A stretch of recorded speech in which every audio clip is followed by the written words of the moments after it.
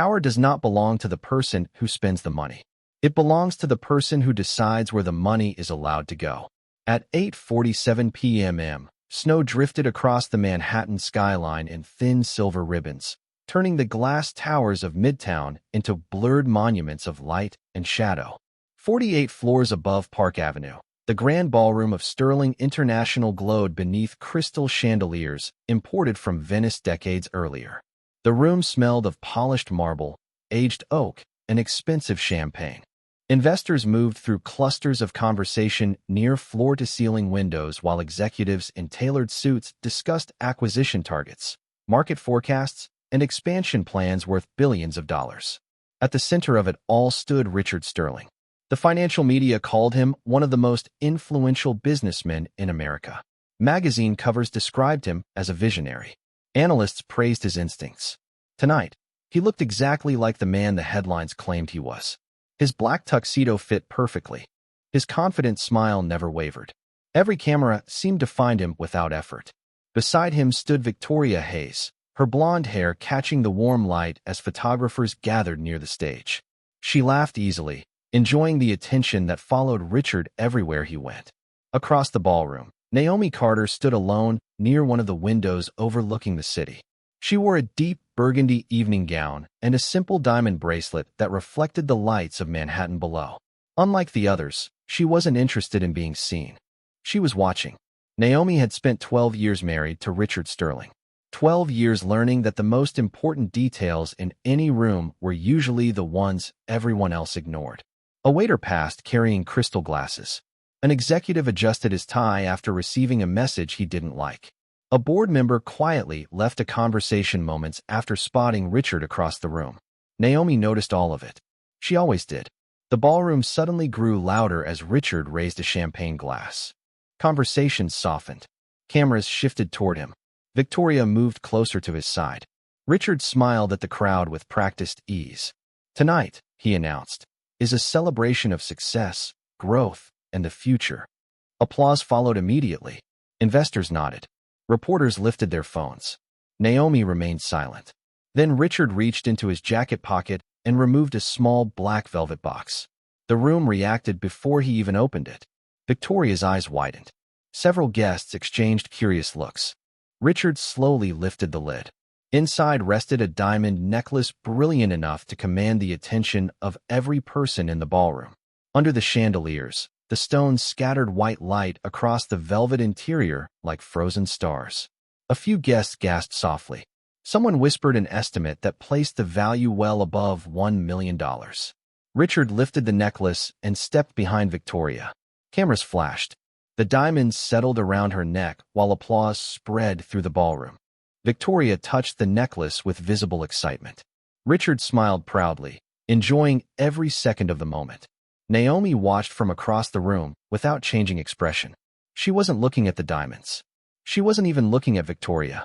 Her attention had settled on something else entirely. Near the stage stood a representative from a private jewelry firm. In his hands rested a slim leather portfolio containing final transaction documents. One page had slipped slightly free. Most people would never have noticed. Naomi did. For less than a second, she saw a line printed near the bottom of the document. Just one line. Just one account designation. Yet something about it made her stillness feel sharper. The applause continued. Richard accepted congratulations. Victoria posed for photographs. The city glittered beyond the glass. And while everyone in the ballroom celebrated the diamonds around Victoria's neck, Naomi found herself staring at a single detail hidden within a document no one else had bothered to read. Sometimes the most expensive mistake in a man's life begins with a purchase he believes he can afford. The applause gradually dissolved into conversation, but Naomi remained near the window, her attention fixed on the detail she had noticed. Outside, snow continued drifting between the towers of Manhattan, softening the sharp edges of the city below. Inside, the ballroom returned to its rhythm of wealth and ambition. Investors exchanged business cards. Reporters chased quotes. Executives laughed a little louder whenever Richard Sterling entered their circle. To everyone else, the evening had become a success story. To Naomi, it had become a question. The representative from the jewelry firm eventually stepped away from the stage, and moved toward a private reception area near the eastern side of the ballroom. The leather portfolio remained tucked beneath his arm. Naomi watched him disappear through a set of dark walnut doors reserved for senior guests and vendors. She did not follow. She never rushed toward answers. Experience had taught her that important information often revealed itself when people believed no one was paying attention. Across the room, Victoria was surrounded by admirers. The necklace continued drawing attention wherever she went. Several women complimented the design. A financial columnist asked for photographs. Victoria smiled graciously, clearly enjoying the sudden elevation that came with standing beside one of the most powerful men in the country. Richard looked pleased. He moved through the crowd with the relaxed confidence of someone convinced he controlled every variable in the room. Naomi had seen that expression before. She had seen it during acquisitions, board meetings, and television interviews. Richard often appeared most confident when he believed a situation had already been decided. That confidence had helped him build a remarkable public image. It had also caused him to overlook details that seemed too small to matter. A waiter approached Naomi carrying a silver tray. She accepted a glass of sparkling water and thanked him with a polite smile. The waiter nodded respectfully. Nearly everyone working inside Sterling International headquarters knew her. Receptionists greeted her by name. Security officers held elevators for her. Administrative staff often sought her advice before approaching senior management. Naomi had earned that respect slowly over 12 years. Not through titles or announcements. Through consistency. Through competence. Through the quiet habit of solving problems before they became visible. A familiar voice interrupted her thoughts. "There you are." Naomi turned to see Richard approaching. He looked relaxed, almost cheerful. Behind him, Victoria continued speaking with a group of investors near the stage. Richard glanced toward the crowd before returning his attention to Naomi. "You have been standing over here all night." Naomi smiled slightly. "Someone should appreciate the view." Richard laughed. "You always did prefer observation to attention." The comment sounded harmless.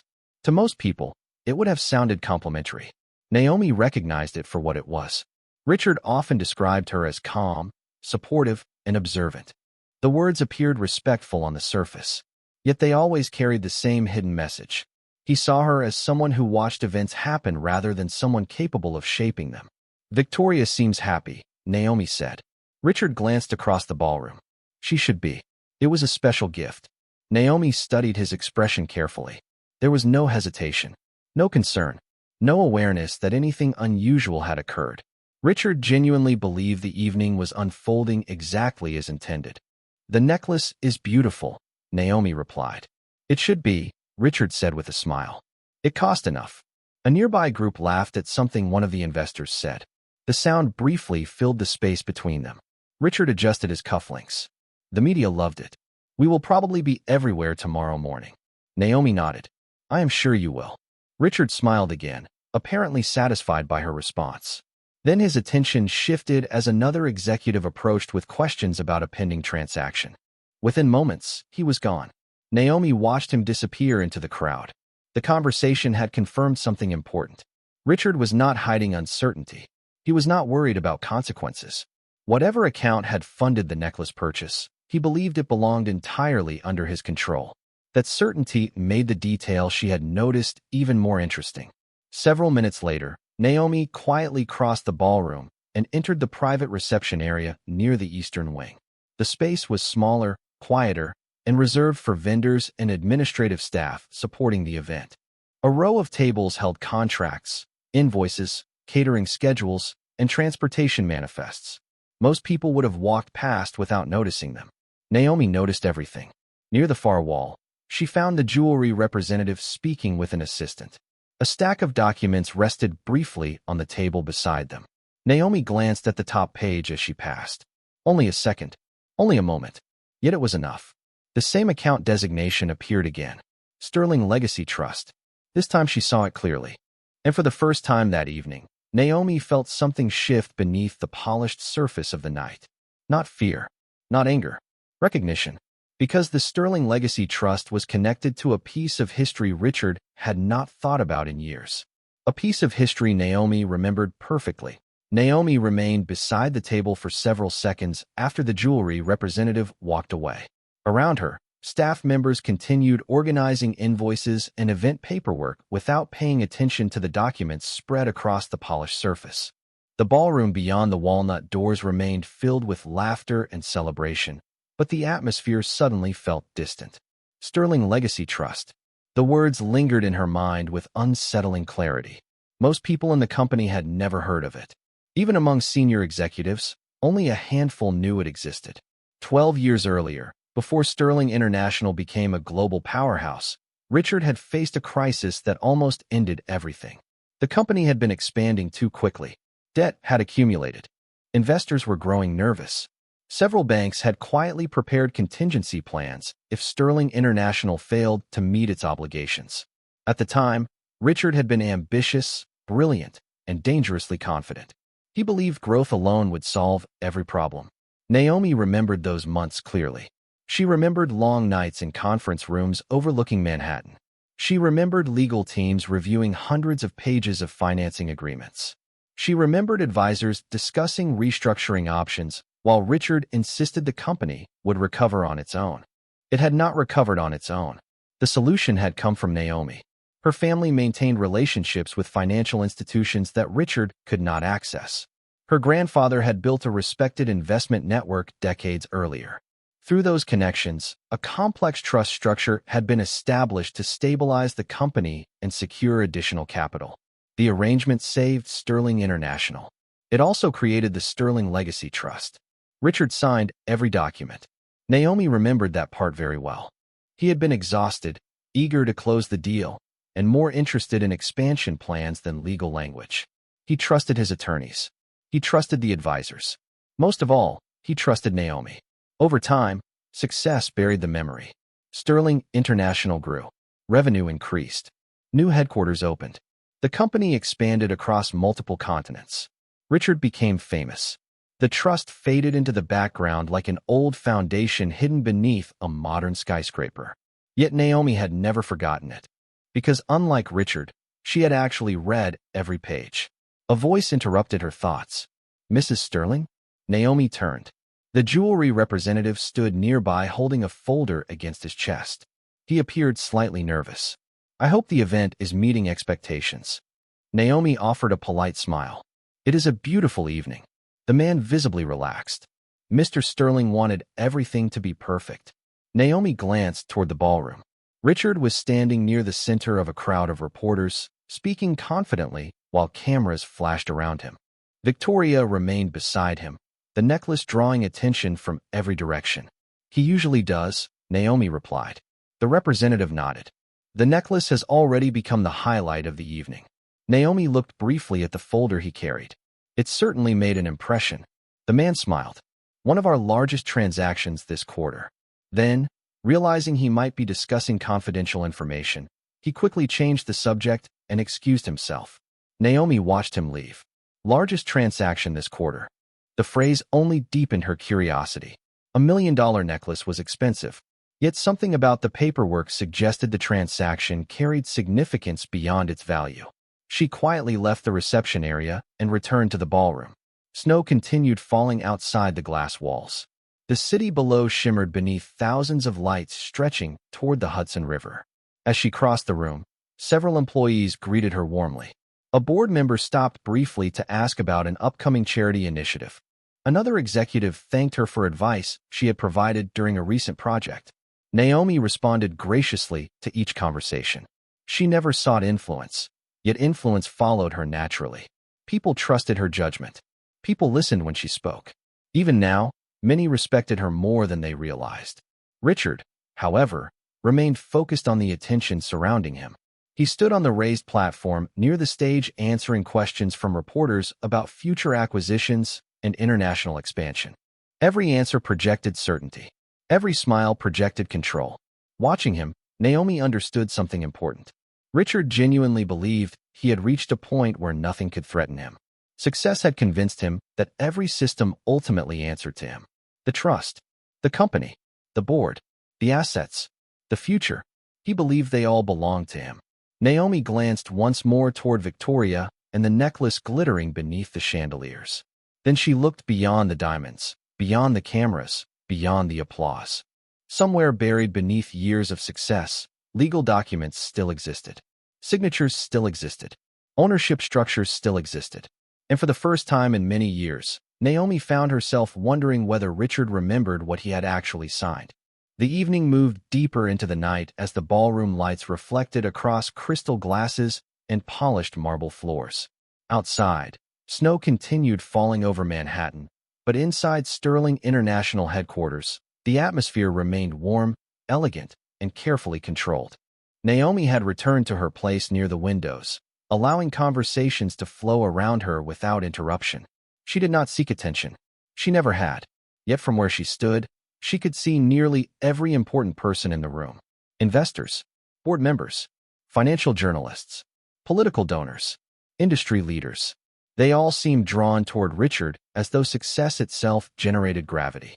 Near the center of the ballroom, Victoria continued receiving compliments on the necklace. Every few minutes another guest asked to see it more closely. Every few minutes Richard appeared more pleased with himself. The gift had achieved exactly what he wanted. It had become the story of the evening. At approximately 9:30 p.m., a senior reporter from Financial World magazine approached Richard with a camera crew. Several guests immediately shifted closer, sensing an opportunity to appear in tomorrow's coverage. Richard welcomed the attention. He always did. The reporter smiled politely. "Mr. Sterling, one final question before we wrap up. Throughout your rise, people have often spoken about the support system behind your success. What role has your wife played in building everything we see today?"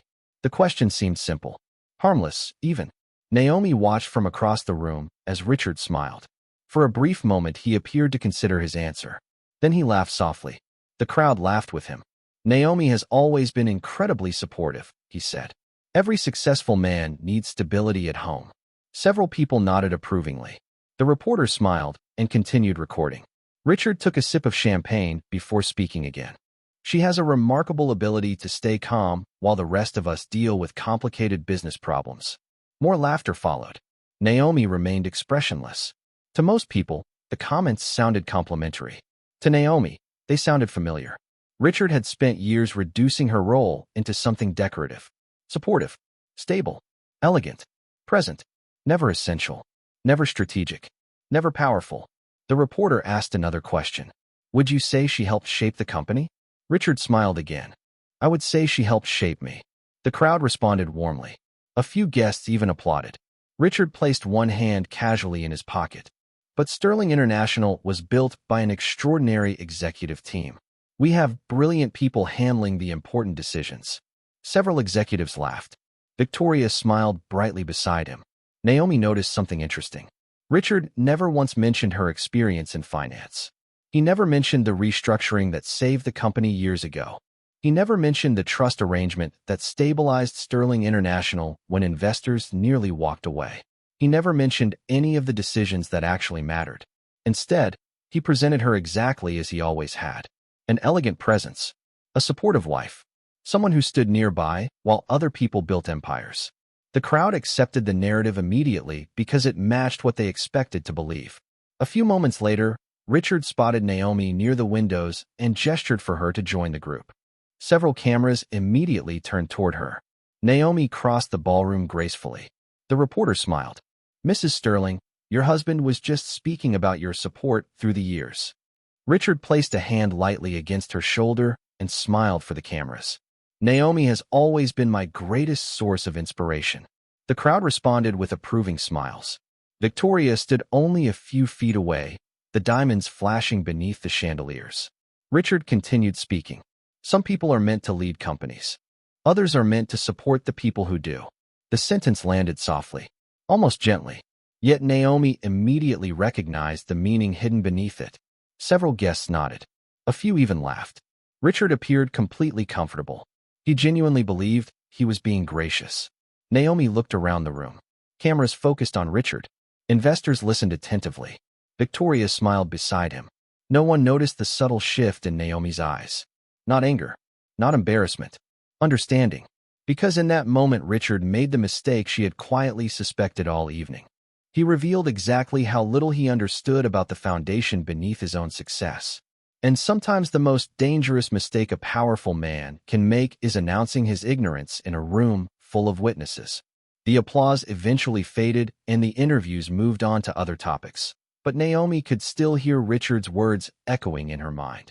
Not because they were cruel. Richard rarely relied on cruelty. He preferred something more comfortable. Dismissal. For years he had reduced her contributions into qualities that sounded admirable while carefully avoiding the truth. Supportive, graceful, reliable. The language changed, but the meaning never did. He viewed her as part of the background of his success story rather than one of its architects. Around 10 p.m., the event began transitioning into its final stage. Some guests departed for late dinners. Others gathered near the private lounges overlooking the city. Reporters packed equipment while executives discussed future meetings and investment opportunities. Naomi quietly excused herself from a conversation with several board members and walked toward a private corridor adjacent to the ballroom. The hallway was lined with dark walnut panels and framed photographs documenting the company's rise over the past 15 years. Most of the images featured Richard shaking hands with world leaders, ringing stock exchange bells, and celebrating major acquisitions. Naomi appeared in only a few of them. Even then, she was usually standing one step behind him. Near the end of the corridor, a private conference room door stood slightly open. Light spilled across the polished floor. As Naomi approached, she noticed someone waiting inside. An older man sat alone at the far end of the conference table reviewing documents beneath a brass desk lamp. Silver hair, dark suit, wire-rimmed glasses. Naomi recognized him immediately. Daniel Mercer. For nearly 2 decades, he had served as one of the most respected trust attorneys in New York. More importantly, he had helped structure the financial arrangement that saved Sterling International years earlier. Daniel looked up as she entered. Surprise crossed his face before settling into a warm smile. Naomi. She returned the smile. Daniel. He stood and extended his hand. It has been far too long. It has. Daniel studied her expression carefully. I had a feeling you might eventually come looking for me tonight. Naomi glanced toward the documents on the table. Then I assume you know why I am here. Daniel slowly removed his glasses. For a moment, neither of them spoke. Outside the conference room window, snow continued drifting across the skyline. Finally, Daniel nodded. The jewelry purchase. Naomi sat across from him. The account designation caught my attention. Daniel exhaled quietly. I was afraid it might. He opened a leather folder resting beside him and removed several documents. The pages appeared old. Some carried signatures. Others contained legal amendments added over the years. Naomi immediately recognized the formatting. Trust records, corporate governance agreements, beneficial ownership structures. Daniel placed one document at the center of the table. Richard never asked to review these after the company recovered. Naomi was not surprised. I know. Daniel folded his hands. Most people stop reading once they believe the crisis has passed. Naomi looked down at the familiar pages. Years ago, she had spent countless hours reviewing every line, every clause, every contingency. The language remained as precise as she remembered. Daniel tapped a specific section with one finger. This provision has never been modified. Naomi read the paragraph carefully. Her expression remained calm, but Daniel noticed the subtle shift in her eyes. The clause was exactly where she remembered it. Exactly as she remembered it. He never removed it, she said quietly. Daniel shook his head. No. Silence settled between them. Outside, Manhattan glowed beneath winter clouds. Inside, the conference room suddenly felt very small. Daniel opened another folder. There is something else. He slid a more recent document across the table. Naomi examined the first page. Her attention immediately focused on the transaction summary attached near the back. The necklace purchase had not merely passed through the trust.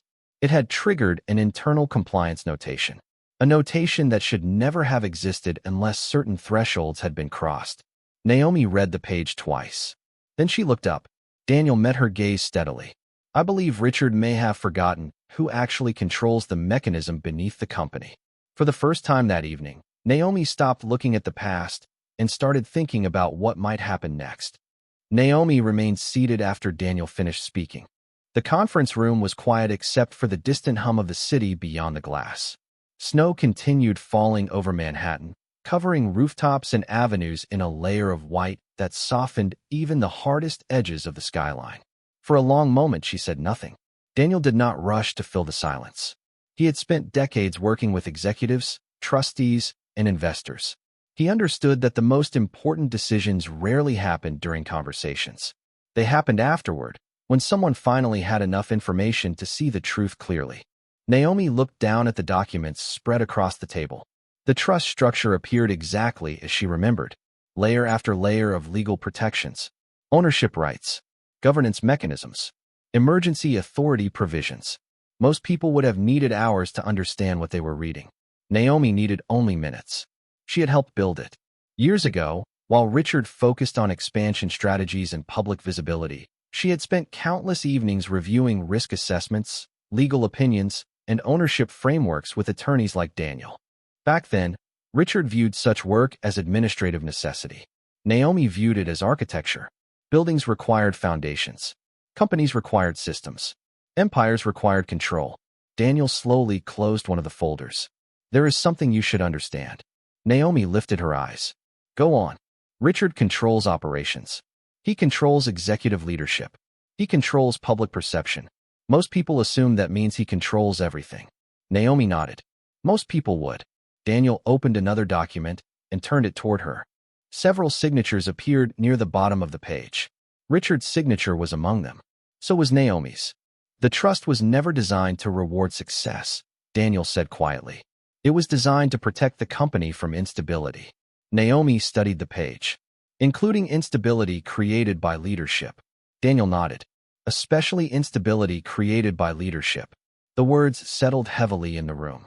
Outside, a helicopter crossed the skyline before disappearing into the snowy darkness. Naomi remembered the original negotiations. Investors had demanded safeguards. Lenders had demanded oversight. Advisors had insisted that no single executive should possess unrestricted control if circumstances threatened the long-term security of the company. At the time, everyone agreed, including Richard. Success had simply convinced him those safeguards no longer mattered. Daniel slid a final folder across the table. Unlike the others, this one contained recent records, internal reviews, compliance reports, transaction summaries. Naomi opened it carefully. Her attention immediately settled on a section marked Beneficial Control Structure. She read every line. Then she read it again. The implications became clear almost immediately. Richard occupied the most visible position within Sterling International. He appeared on magazine covers. He addressed shareholders. He negotiated acquisitions. Yet beneath the public structure existed an entirely different reality. Ownership authority flowed through the trust. Voting protections flowed through the trust. Emergency review powers flowed through the trust. Even succession contingencies flowed through the trust.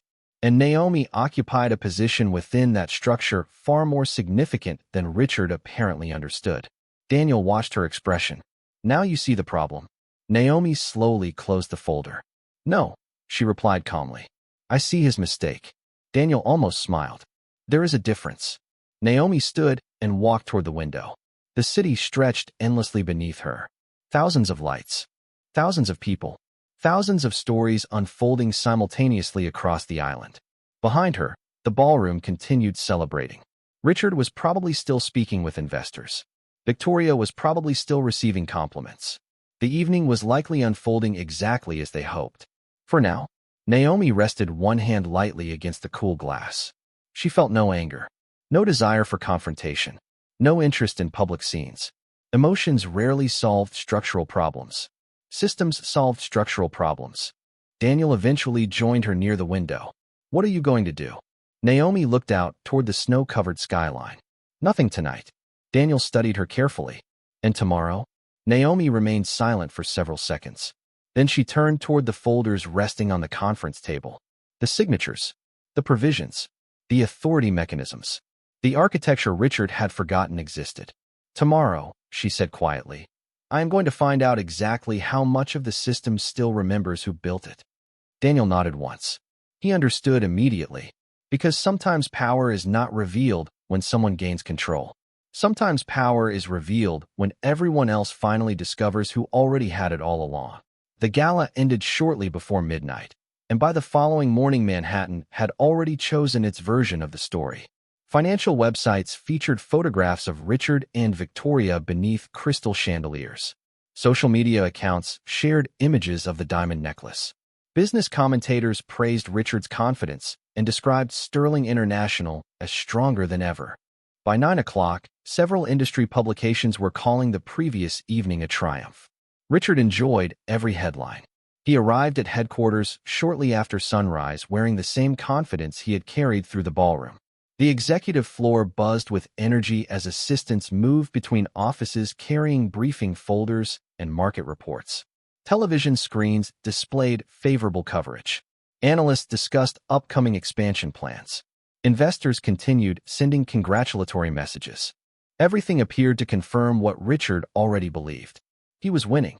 Around noon, Victoria arrived at the corporate offices carrying a bouquet of white orchids sent by a luxury retailer hoping to strengthen its relationship with Sterling International.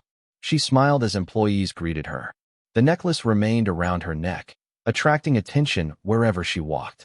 Richard welcomed her into his private office overlooking Central Park. Floor-to-ceiling windows filled the room with winter sunlight, while snow reflected from rooftops below. "You should see the coverage," Richard said as he handed her a tablet displaying financial news articles. Victoria laughed softly while scrolling through photographs. "Everyone loves the necklace." Richard leaned back in his chair. "People love success." Victoria glanced around the office. The view alone was worth millions. Original artwork decorated the walls. Awards lined custom shelves. A model of the company's first headquarters rested beneath a glass display case. To anyone entering the room, it looked like the command center of a man who owned everything he could see. Richard enjoyed that impression. During the afternoon, he approved plans for a new acquisition worth hundreds of millions of dollars. He scheduled meetings with international investors. He authorized luxury renovations at one of the company's resort properties.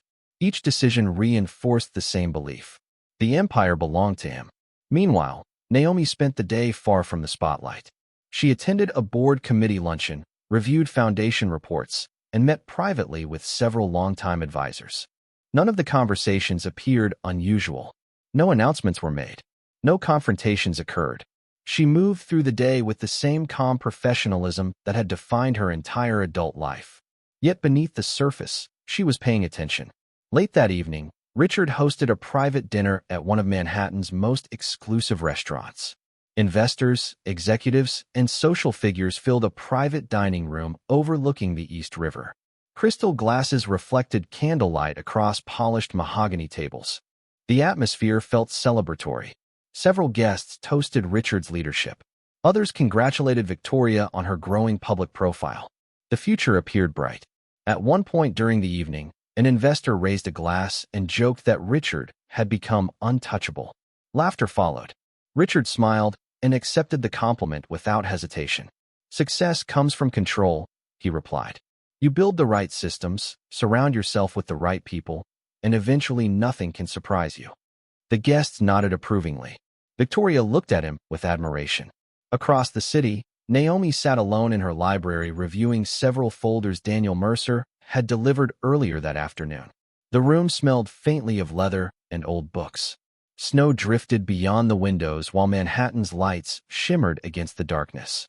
She carefully reviewed trust records, governance provisions, and compliance notes. Nothing about the documents surprised her. If anything, they confirmed what she already suspected. Certain systems still functioned exactly as intended. Certain safeguards still existed. Certain signatures still carried authority. Naomi closed the final folder and looked toward the city beyond the glass. Somewhere across Manhattan, Richard was celebrating a victory he believed was permanent. He saw favorable headlines, rising valuations, public admiration, loyal investors. What he did not see were the foundations beneath those successes. Foundations he had stopped examining years ago. Foundations Naomi understood perfectly. And while Richard spent the evening convinced the future belonged entirely to him, the structure beneath that future remained quietly unchanged, waiting for the moment someone finally decided to test who truly controlled it. 3 days later, Manhattan woke beneath clear winter skies and a market that seemed determined to reward Richard Sterling for everything he touched. Sterling International stock climbed another 3% before noon. Financial networks praised his leadership. Investors continued requesting meetings. The momentum only strengthened his confidence. Inside headquarters, executives moved through hallways carrying reports filled with optimistic projections. Every number appeared to support the same conclusion. The company was thriving. Richard spent the morning reviewing expansion plans from his corner office while sunlight reflected across the glass towers surrounding Central Park. Around 11 o'clock, Victoria arrived carrying coffee from his favorite cafe. She set the cup beside his desk and smiled. Another good day. Richard barely looked up from the market reports. Every day has been a good day lately. Victoria laughed. You sound invincible. Richard leaned back in his chair. No one is invincible. But some people spend years building systems that make failure very difficult.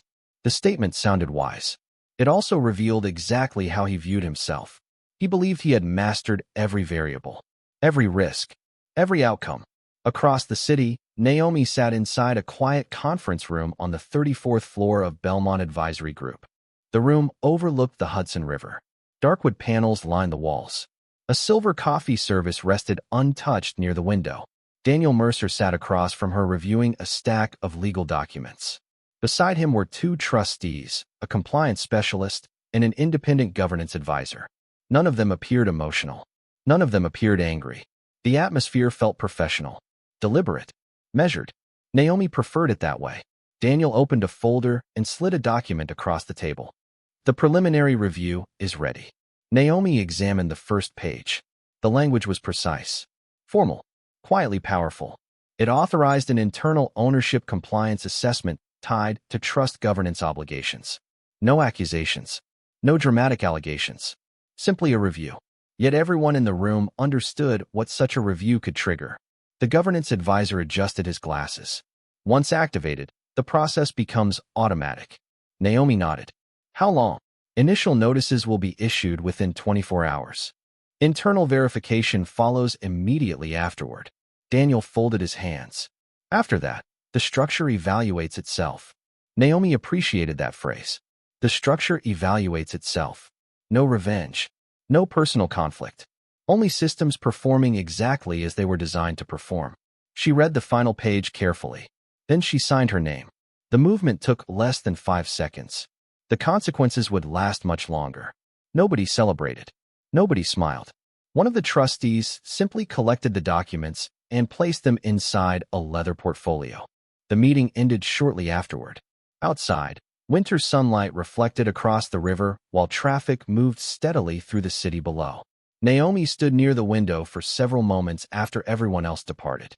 Her phone vibrated. A news alert appeared on the screen. Another article praising Richard's leadership. Another photograph showing him and Victoria attending a private event the previous evening. Naomi looked at the image briefly before locking the screen. The article no longer interested her. Across Manhattan, Richard spent the afternoon discussing acquisition opportunities with investment bankers. By evening, he attended another private gathering hosted inside a luxury hotel overlooking Fifth Avenue. Investors congratulated him. Journalists requested interviews. Victoria remained at his side, smiling as cameras captured every moment. Richard accepted the attention easily. Why would he not? Everything appeared to be working. Yet shortly after 7 o'clock, something small occurred. So small that nobody at the event noticed. Deep inside Sterling International's governance system, an automated notification was generated. Then another. Then another. Compliance departments received requests. Trustees received notices. Archived ownership records were flagged for verification. Historical agreements moved from storage into active review. No alarms sounded. No headlines appeared. The ballroom remained full of laughter and celebration. Richard continued speaking confidently about the future. Victoria continued enjoying the spotlight. Neither realized that beneath the surface, the architecture supporting that future had begun quietly examining itself. And once certain systems start asking questions, they do not stop until they find answers. The first indication that something had changed arrived at 8:12 on a Monday morning. Richard stepped out of a black sedan in front of Sterling International headquarters, expecting another routine day of meetings, interviews, and approvals. The winter air was sharp. Sunlight reflected from neighboring towers. Employees moved through the lobby carrying coffee and briefcases while market updates scrolled across digital displays near the elevators. Everything appeared normal.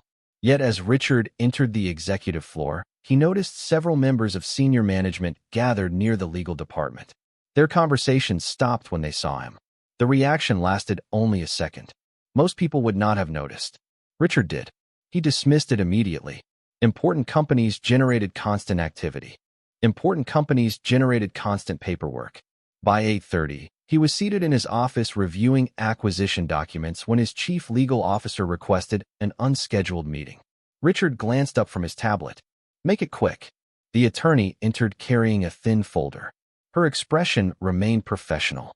"We received notice of a trust governance review over the weekend." Richard barely reacted. "Routine." "Technically, yes." She hesitated. "Although the scope is broader than usual." Richard leaned back. "Then let compliance handle it." The attorney nodded, but she did not leave immediately. "Several historical ownership documents have been requested." Richard frowned slightly. "For what purpose?" "Verification." The answer sounded harmless. Verification happened constantly within large organizations. Audits, reviews, compliance checks. Richard waved dismissively. "Fine." The attorney left. Within minutes, he had returned to acquisition discussions and forgotten the conversation entirely. Across town, Naomi sat in a quiet office overlooking the Hudson River. A fresh layer of snow rested along the waterfront while tugboats moved slowly through the gray water below. Daniel Mercer occupied a chair across from her reviewing updates on his tablet. Neither appeared excited.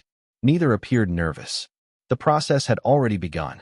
Systems were simply following instructions. Shortly after noon, additional notifications circulated through Sterling International. Governance committees received requests for archived records. Compliance officers reviewed trust documentation. Independent auditors verified ownership structures established years earlier. Everything occurred quietly. No public announcements. No media attention. No dramatic confrontations. Yet by late afternoon, several executives had begun asking questions. Most of them had never examined the company's original legal framework. Most assumed Richard's authority was absolute. The documents suggested something more complicated. At 4:15, Richard attended a strategic planning session with senior leadership. Halfway through the meeting, one of the board representatives asked whether the governance review might affect upcoming votes. The question irritated him. "Of course not," Richard replied. "This is administrative housekeeping." The room accepted the answer. Still, several executives exchanged uncertain glances. For the first time in years, the word ownership had entered conversations where it had not appeared before. That evening, Victoria joined Richard for dinner inside a private penthouse restaurant overlooking Central Park. She noticed his frustration almost immediately. Something happened? Richard shook his head. "Lawyers creating work for themselves." Victoria laughed. "That sounds expensive." "Everything is expensive." He raised a glass and smiled. "Fortunately, it is all mine anyway." Across the city, Naomi reviewed the latest status reports delivered by Daniel. Several verification stages had already been completed. Historical signatures matched. Trust provisions remained active. Governance authorities remained enforceable. The architecture beneath Sterling International had survived untouched. Daniel closed the final report and looked toward Naomi. "The review committee will meet tomorrow morning." Naomi nodded. Outside the window, Manhattan glowed beneath thousands of lights stretching into the distance. Somewhere among those lights, Richard was finishing dinner completely unaware of how much attention had shifted toward the foundations beneath his success. The headlines still favored him. Investors still trusted him. Employees still followed him. Yet deep within the structure he believed he controlled, questions were being asked. Documents were being examined. Authorities were being verified. And for the first time in many years, the empire was no longer relying on assumptions. It was relying on facts.